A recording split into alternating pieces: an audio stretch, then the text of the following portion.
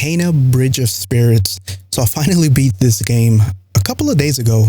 Actually, a couple of days ago. I've been playing it for a couple of days. It took me around 4 or 5 days to beat it. I just finished it last night.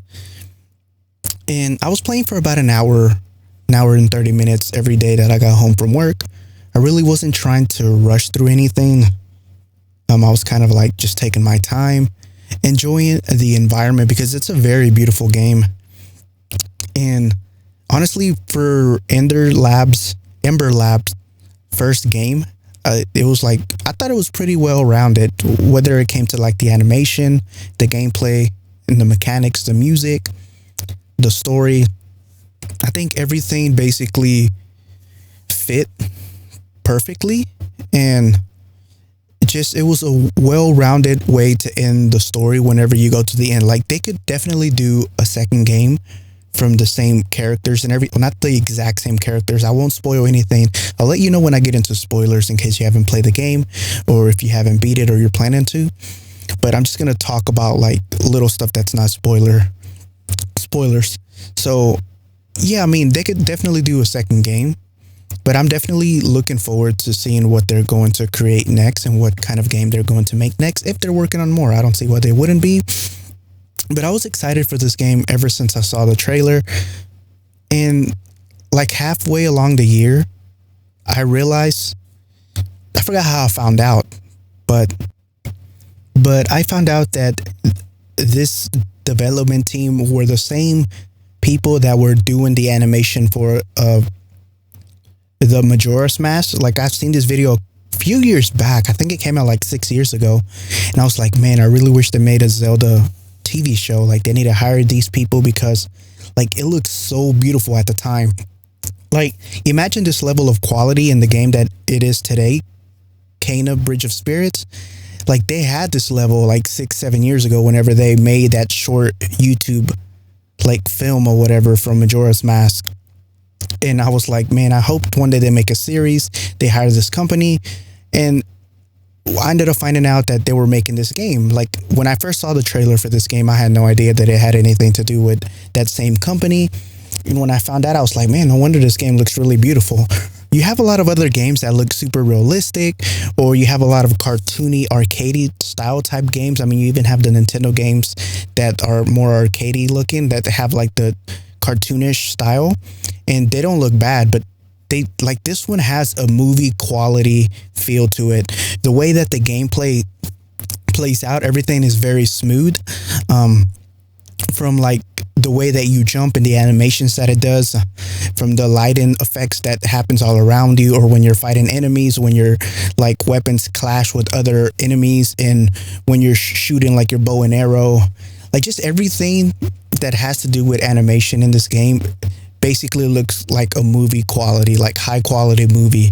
It's almost like you're actually playing a Pixar Disney animated film, and you're the main protagonist, and you're taking control of the character, and you're able to play along with the story instead of just sitting there and watching the story play out like you would at the movie theater. You're getting to experience it while making the actions of like fighting, interacting with certain things, interacting with the rot, which are cute little creatures, spirits that you meet at the very beginning of the game. It even shows on the trailer. Just all sorts of stuff when it comes to the animation. I thought it was very beautiful compared to most games that try to do this type of style that are cartoonish. And for that, honestly, I thought that was really amazing. It was one of the reasons why I was kind of excited. It definitely reminded me of The Legend of Zelda when I first saw the trailer, and even playing it, it still kind of had vibes of Breath of the Wild and a mini Souls game, right? Like, it has the simplicity of a Souls game. Even Zelda is kind of simple in terms of like the mechanics that you have to use, except the difference between this and Zelda is more of an open world, the Breath of the Wild. This one's really linear. You can get lost in certain puzzles, but it's not because you got lost exploring the environment. It's just sometimes some parts are a little bit confusing to find, but for the most part, it's really linear and you know where you're going. You can always check your map and see the location to where you need to be. And the map sort of guides you to what you need to be doing at the current time, depending on where you are in the playthrough. So it's not really like complicated in the aspect of you getting lost or confused in what to do. There may be some puzzles that you take a little bit longer than others to solve, but relatively speaking, I don't think it's that like complicated or over the top. I did get stuck a few times, and after trying a whole bunch of different things, I ended up figuring it out. But yeah, when it comes to like animation and gameplay, I think they both worked well. I've heard a lot of people saying that the gameplay really wasn't all that special, that the game was a little bit too easy. And there's 3 difficulties. I think there's like story, spirit guide, and expert or something. There's 3 of them, right? So there's like easy, normal, and then a little bit harder than normal. And once you beat the game, you unlock master mode, basically the hardest difficulty, which I haven't tried. I don't know how like challenging that is. I do wish for the more hardcore players, they would have just had master, like the hardest difficulty unlocked by default, because I know a lot of people like to play Dark Souls, Bloodborne, God of War, like those type of games, like really, really challenging. And I don't know how challenging this game would have been on the highest difficulty, but I do wish that they gave people that option to be able to choose, because a lot of people are not going to replay it on the hardest difficulty. Maybe you'll see some speedruns or people trying to do it on YouTube and Twitch if like it gets a lot of traction for this game. But overall, like, I think it would have been better if it was just unlocked by default. I get that they probably want people to be able to go back and replay the game. So if they choose to, they can choose a higher difficulty than the one that are provided for you, right? Now, at least on normal, for me, it wasn't all that complicated. It wasn't super hard. Yeah, I died a lot of times.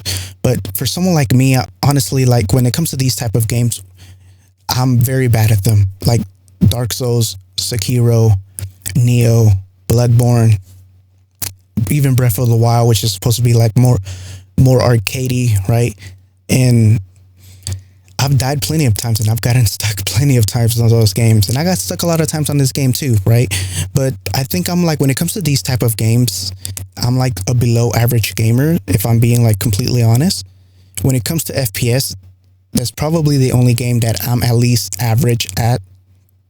But when it comes to like these type of games that have like the Souls type, or anything that, I mean, even Mario has like where you fight bosses and stuff, anything that has to do with like bosses, or any story games, I would say, I'm very bad at it. Unless it's like super linear and you're only making like choices and it's like not even that complicated, that's a little bit different. But what I do love about the gameplay is you do have a lot of abilities at your disposal. You have like this tech tree, almost like Ori and the Blind Forest, where you get to unlock different abilities with the points that you gather from killing enemies, destroying bosses and stuff. And even the rot play a big factor into how your abilities work. For instance, the way that you heal, and certain abilities do more damage if you combine them with the rot. But you have to, I don't know if it's root or rot. I'm pretty sure it was rot. But you have to like unlock these abilities even with the rot, and they cost a certain amount of points in order for you to be able to utilize them. So I thought that was really cool. And you get like a special meters on the left side that kind of shows you how many you have left in order to use, because you have a limit of when you can use those certain abilities. But I really like it overall. I'm not going to get too much in detail over it. But yeah, I really like that. And I really love the bow and arrow, the way that the slow motion works in this game. Like every time that you jump with your bow and arrow, it kind of slows down the game. And what I really love about the gameplay in this game is the HUD is not really in your face. It's very dynamic to the point where it's like you only see the things that you need to see. And whenever you don't need to see anything, it gets rid of it. Like you're completely immersed into the gameplay, because there is no HUD. Only when you need to see certain things that it shows up.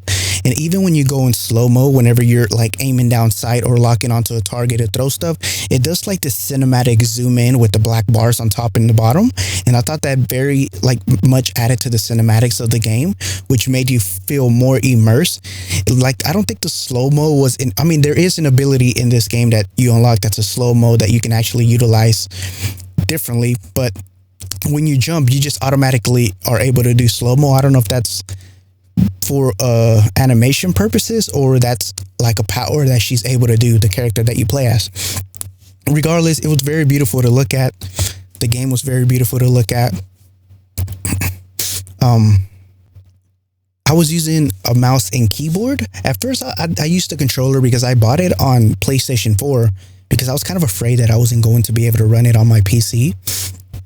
And then I was like, man, this game looks really good. And I talked about it in my previous episode of the podcast, but I was really afraid that I wasn't going to be able to run it on PC, and I didn't want to waste money to buy it on PC and then not be able to run it, then have to refund it, and then go all over, find my PlayStation, install it, because I haven't played my PlayStation in a while, and I'm pretty sure it had a lot of updates. So I did it from day one, and I pre-ordered the game.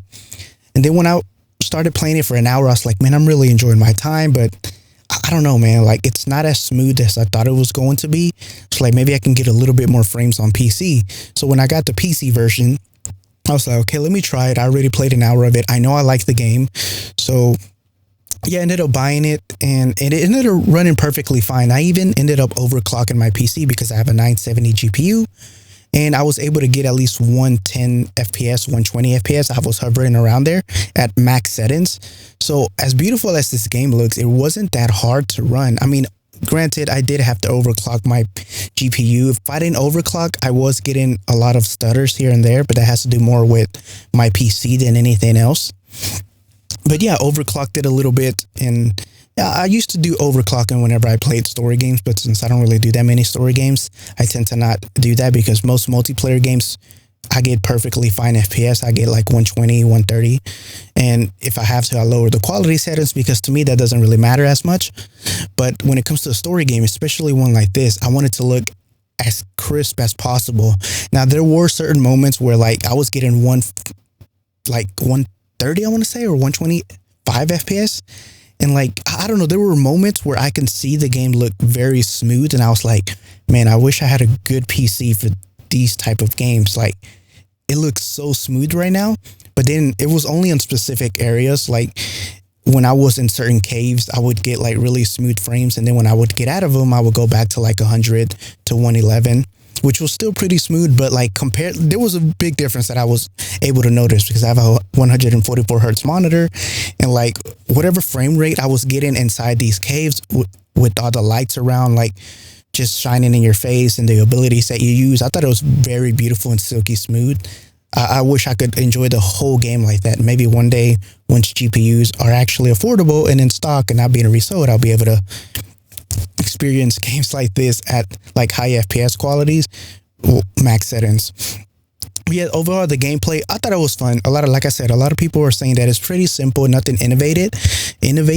And I mean, I would agree, there's nothing innovating, right? But I don't think any game has innovated any type of gameplay, which is something that's hard to do nowadays, when it almost seems like everything has been created, right? Like all types of games have been made. I mean, right now, the main genre has been Battle Royale for a lot of years. I mean, for the past 3 or 4 years. And arenas, shooters used to be a thing, you know, back in the Halo days and back in the Quake days. So, I don't know, like, I haven't seen any game that has innovated since Fortnite when it came to building. That was like the first game. That's been a while too. I mean, before Fortnite, I think it was just the Battle Royale genre that, I don't know who was the first. I think it was Arma 3. It was a mod, or maybe it was DayZ. I don't know. But yeah, other than that, I haven't seen any innovation when it comes to actual gameplay. So I don't know why people bring up the fact that there wasn't really any innovation when it came to gameplay. They weren't saying that it was bad by any means, but it's like they had this high expectation of there to be innovated gameplay, when I never expected that, right? I just expected the game to run like smooth, to be able to like enjoy the combat, because it just reminded me of the system that Zelda had, to where like you hit certain parts of the body on the monsters, and then they go to a different phase, and they go to a total of 3 phases. And that's kind of what I was expecting. And it's someone like that, right? They do certain unique things with certain bosses, which I'm not going to spoil, but I thought they were very creative. And some boss fights that you do, like there was this one amazing boss fight that had a lot of fire elements to you, and you had to like hit certain things in order to do damage to the boss. Like I thought that whole gameplay fight scene was beautifully done. the animation. I was very immersed into that. I kept dying a lot, but it was it was very well done. Like all the colors were beautiful. Like, just with the whole game in general, I thought it was just perfectly done. And yeah, I have no complaints when it comes to the gameplay and when it comes to the animation overall. Like the cutscenes were very beautiful to look at. I thought the story made sense, which I'll get into in a little bit. But the last thing that I want to touch on when it comes to like animation is the only problems that I had, which was the first day, was whenever I would play the game and it would go into a cutscene, I would have like these massive frame drops that will last like for 0.2 seconds, right? It will like cut to the scene, like the cinematic scene, and you can tell that it was stuttering because it would freeze a little bit and then it would be smooth. And then once it got out of that scene and you go back to the gameplay, it would do like some frame lags. And then the next day the game updated and they ended up fixing that because I didn't have any issues after that. So that was the only problem that I had with the game was first day. Like I love how you can customize the button even for keyboard and mouse. I mean, even for controller, you can change the layout of how you want to play. So yeah, I mean, it's up to you if you want to use a keyboard and mouse or a controller. I mean, one of my friends used a controller. I used the keyboard and mouse. You know, he enjoyed using a controller. I enjoyed using the keyboard and mouse. So to each their own, right? Like, I don't think there's a wrong or right way. You get both options. So I'm going to talk a little bit. Well, before I get to the story, I'm going to talk about the music because I'm definitely going to be getting the OST for this game because, man, every song in this game, literally not one single bad song. Like, this would be something that I would actually listen to when I'm writing stuff, like, because it's not overbearing. It's not like in your face being like distracting. It's very calm, but then it's also, they have very epic ones, like very motivational ones. Then they have very smooth, calm, relaxed, lo-fi type thing that you would kind of search on YouTube, like, oh, studying for a test type music. You know how you would search on YouTube and they have like hour-long playlist of like calming music. This would be a playlist that I would play if I was writing or trying to focus on something. Every single song in this game I will listen to if I was trying to write something or if I'm focusing on writing something creative. It wouldn't be distracting, but it's good enough to be like very calming, relaxing. Even the exciting and epic theme songs of this game, like every OST for me personally, I thought was good. Even the one at the ending credit when they used the main one and it did a little bit of a change, but it was so good. Like I really enjoyed it. I really loved it. And I love like the universe that it's kind of set in. It's kind of a spirit realm fantasy, like foresty. I don't know how to explain it, but I don't know. I just loved everything about the music, everything about the animation and the gameplay. I thought it was really good. Like I said, the best way to describe it is the game overall was well-rounded. When it comes to the story, so before I get into spoilers, I'm going to talk a little bit about what the story is. You basically play as Kana, and she is a spirit guide, which is the title of the name, kind of Bridge of Spirits, but she ends up like she's a spirit guide, and your job is basically to guide spirits to be able to move on from this world and be able to go to the spirit world. Some people are stuck here because, you know, they're looking for something, or, you know, they're just not able to move on for one reason or another. And her job is basically to make sure there's kind of like balance in this world, kind of like the Avatar, right? A little bit different, but it sort of reminded me of the Avatar. Like even this character kind of reminded me of the Water Tribe people, like Katara or Korra, which I thought was pretty cool whenever I first saw the trailer for this game.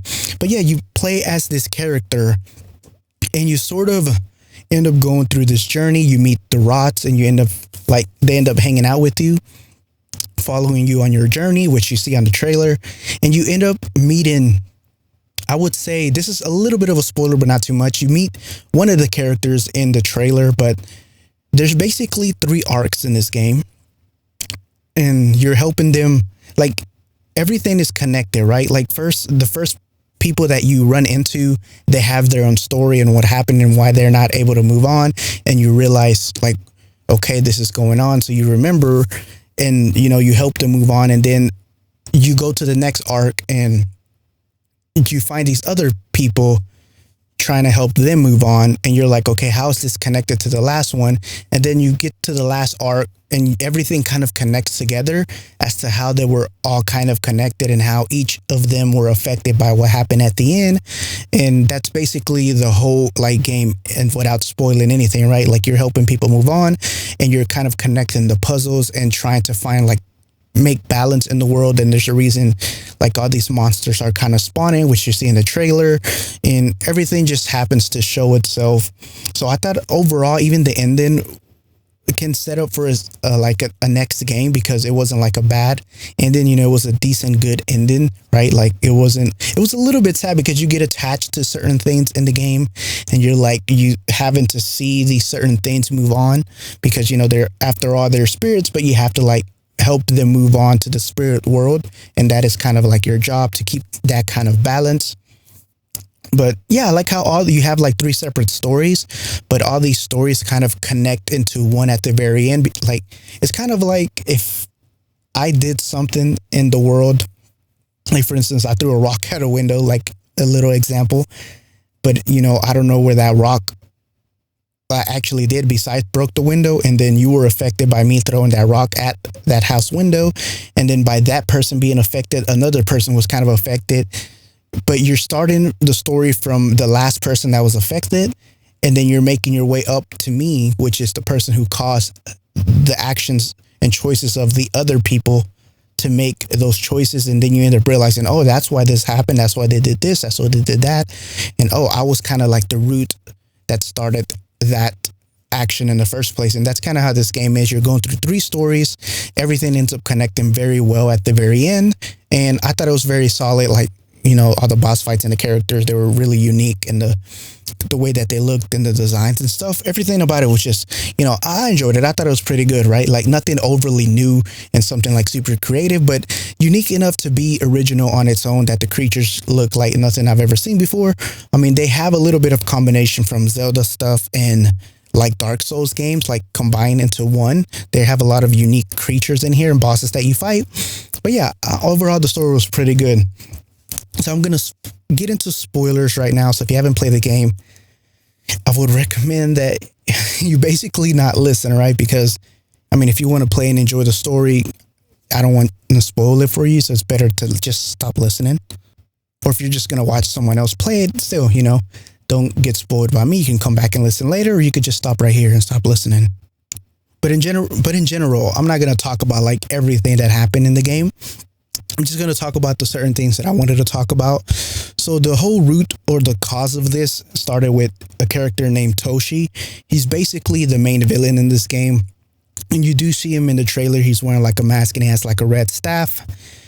And it all started because he killed a creature that kind of caused an explosion and sort of corrupted the village that they're in.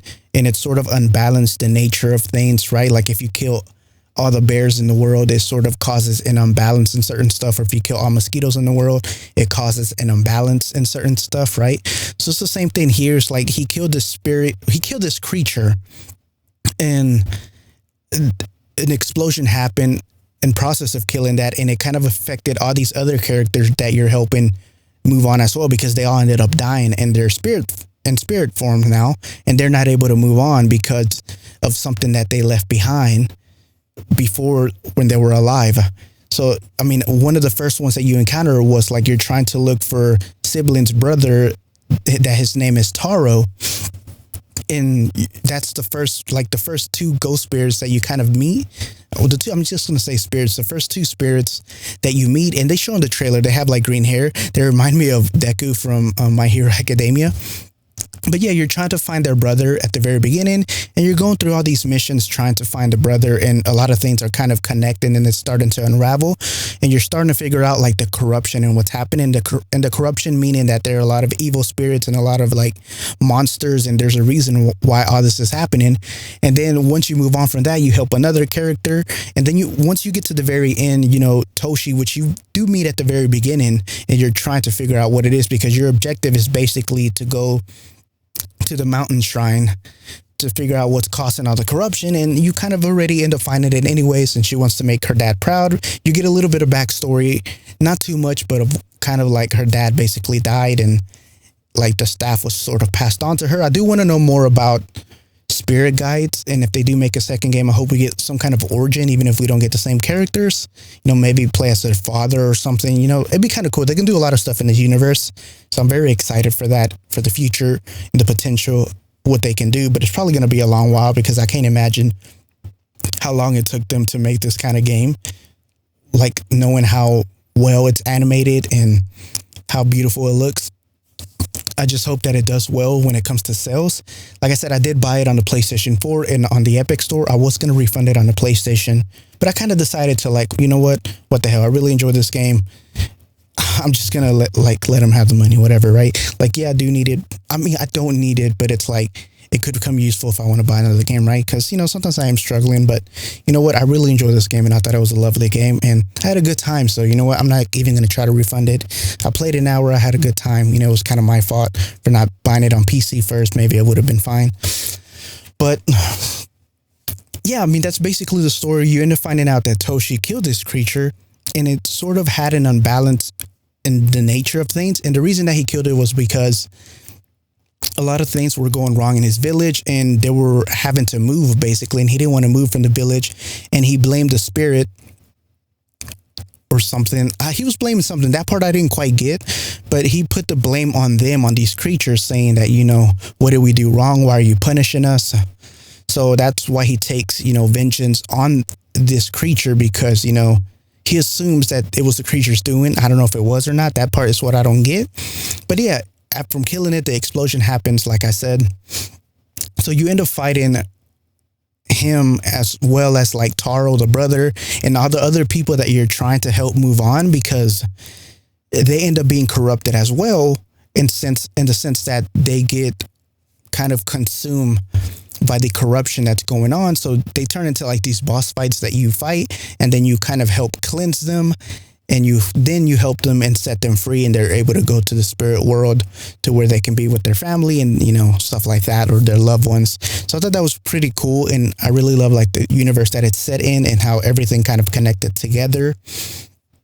What I really got attached to was the rot. You end up figuring out that the rot that were with you the whole time were actually that creature that Toshi had killed. And they were the last spirit that you had to help move on to the spirit world, I'm assuming. So once you had to say goodbye to them, like, I kind of had a tear. Like, I felt some type of way. I had a connection with them. They're really adorable.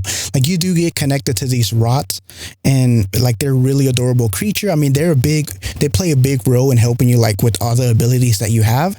And a lot of the powerful attacks that you do come from them, and it's provided from them.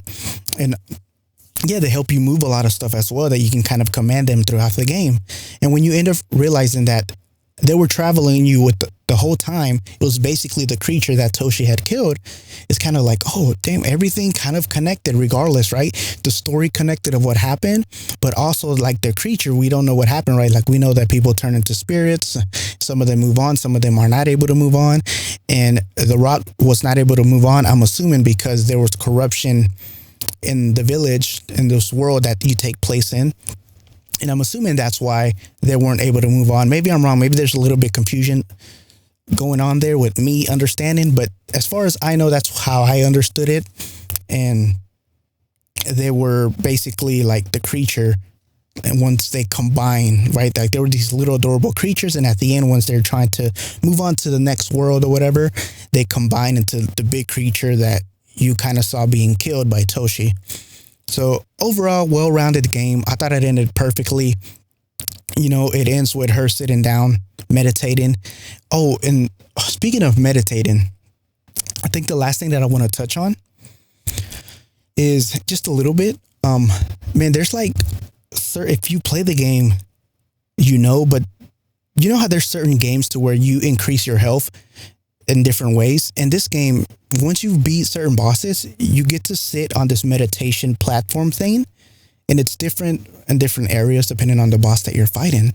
But when you meditate, you get an increase, like permanent increase in your health. But the way that they did the meditation, like, you get to sit down, it goes into like a cinematic mode with black bars and everything zoomed in, but it gives you like, I don't know what to call it, but like a shot of that location that you're at.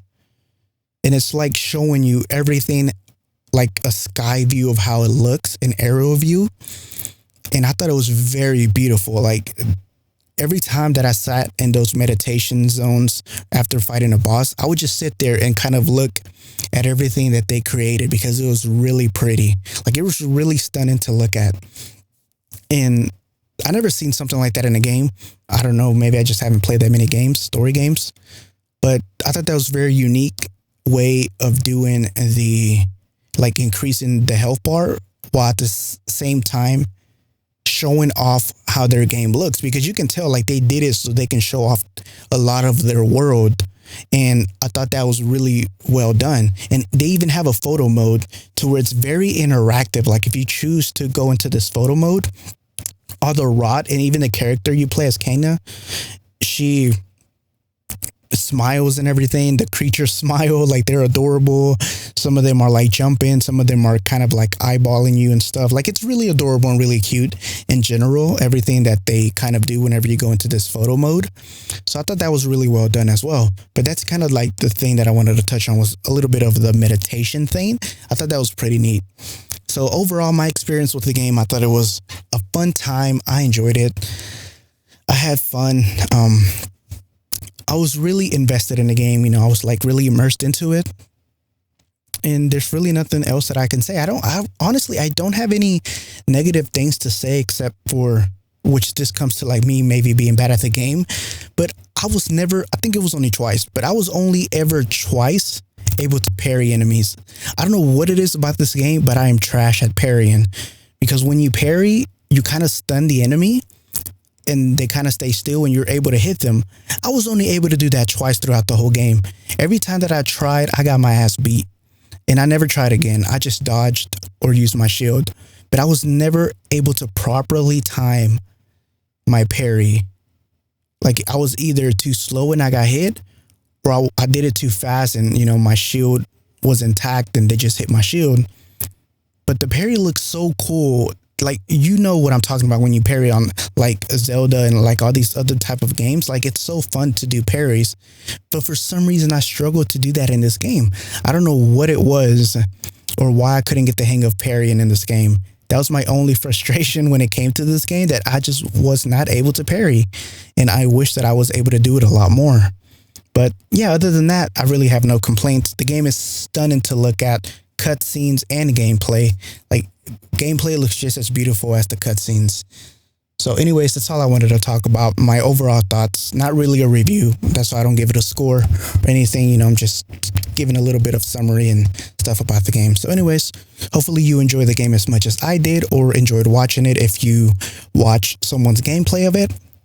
And I appreciate you. Thank you for listening to this episode of the podcast of Not Really a Review, Kana Bridge of Spirits. I can't wait to see more from this development team, and I hope that this game does well. But yeah, anyways, have a lovely rest of your night or day. Thank you for listening, and I'll talk to you in the next one. Be safe.